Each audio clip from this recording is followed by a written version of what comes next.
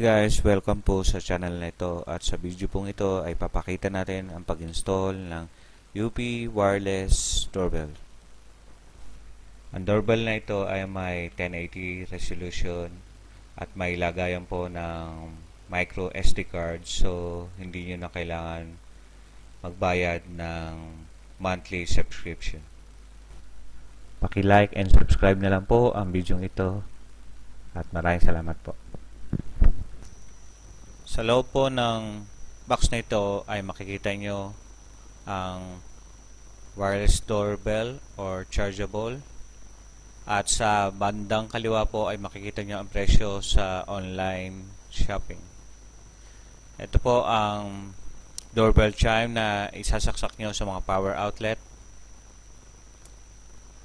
ang installation bracket, at sa bandang kaliwa po ang another price para sa Shopee online. Ito po ang tools na para gusto nyo kung nakalihis sa kaliwa o kanan. Torx and screw para sa pagkakabit, at ang kable po para sa doorbell chime.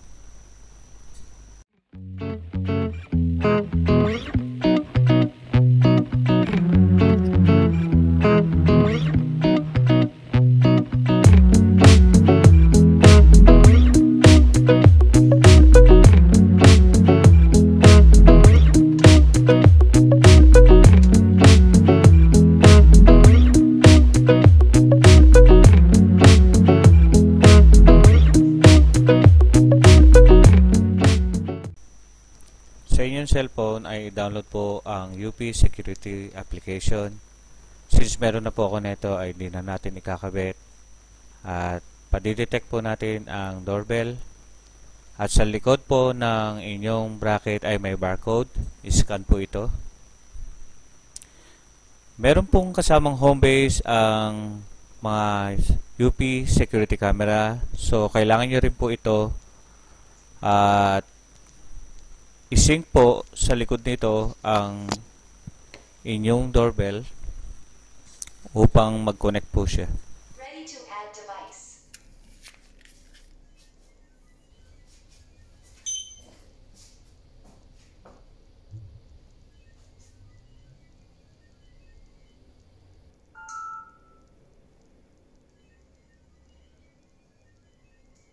Device was added successfully. Kung inyo pong nadinig ay sinabi po na device added successfully. So pagkatapos po nito ay ituloy-tuloy lang ang inyong installation hanggang sa matapos niyo po ang lahat.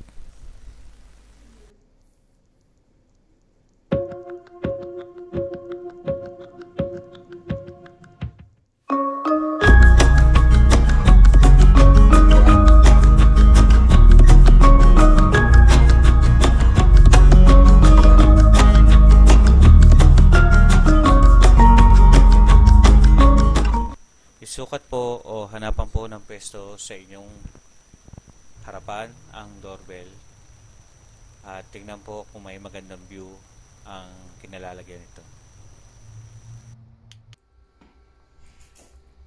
So, sa pag-install po ay kailangan natin ng drill, ng impact drill o ng screwdriver kung wala po, at ng drill bit na pambato na kasukat po sa ating Torx,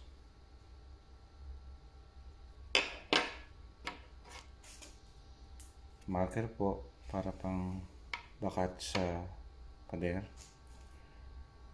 Torx and screw, at syempre yung installation kit ng doorbell. Yan po.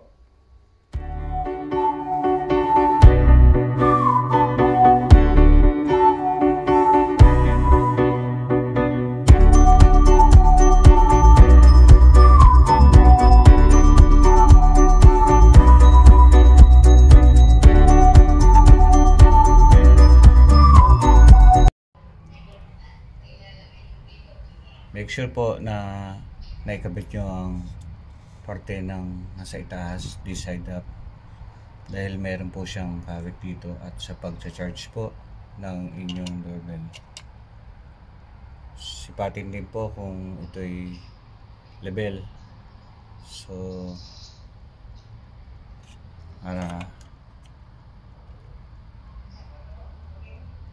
okay po ang lahat.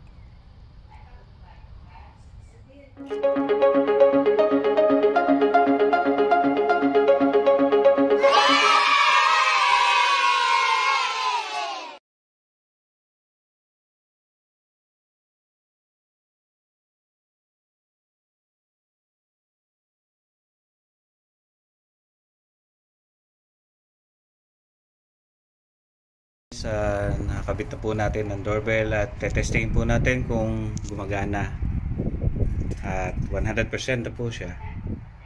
Testingin na po natin. Tumutunog po ang ating doorbell. Success po. Yung doorbell po pwede nyo ilipat-lipat depende ho sa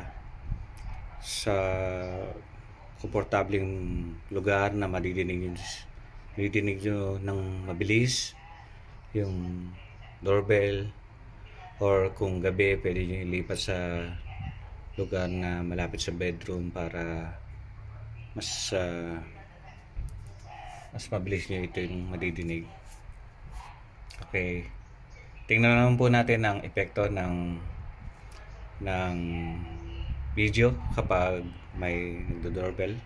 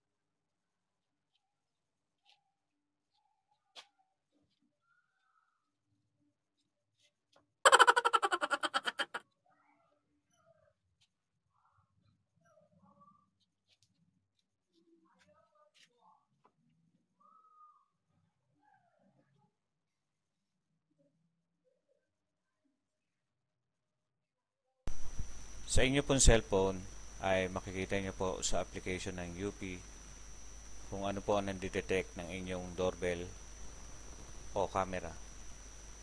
Nakalagay po dito kung human or motion ang nandidetect ng doorbell, at sasabihin din po kung may nag-doorbell. Sa nakikita nyo kung nakalagay po na ring, ibig sabihin po ay may nag-doorbell.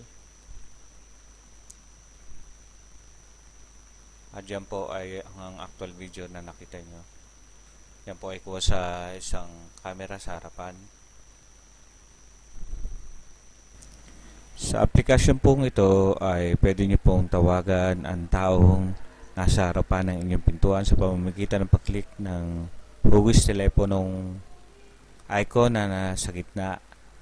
Ang ibig sabihin po nito ay makakausap niyo po ang nasa harapan niyo na hindi kinakailangan buksan ang inyong pintuan para sa seguridad po, or kung may kaduda-duda pong tao o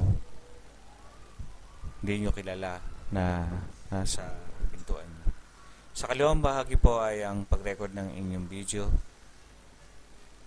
at sa kanan po ang pag-mute o silent mode, at yung hugis gunting po ay ang pag-snapshot o pag-screenshot para ma-save po ang anumang scene o photo. Well guys, yan po nagtatapos ang ating video. Sana po ay nakapagbigay ng idea o tips sa inyo ang ginawa kong video, at para po kung kayo ay nagbabalak maglagay ng video doorbell or anumang security gadget sa inyong tahanan ay makatulong po ito. Maraming pong salamat, at huwag pong kalimutan na mag-like and subscribe sa channel na ito.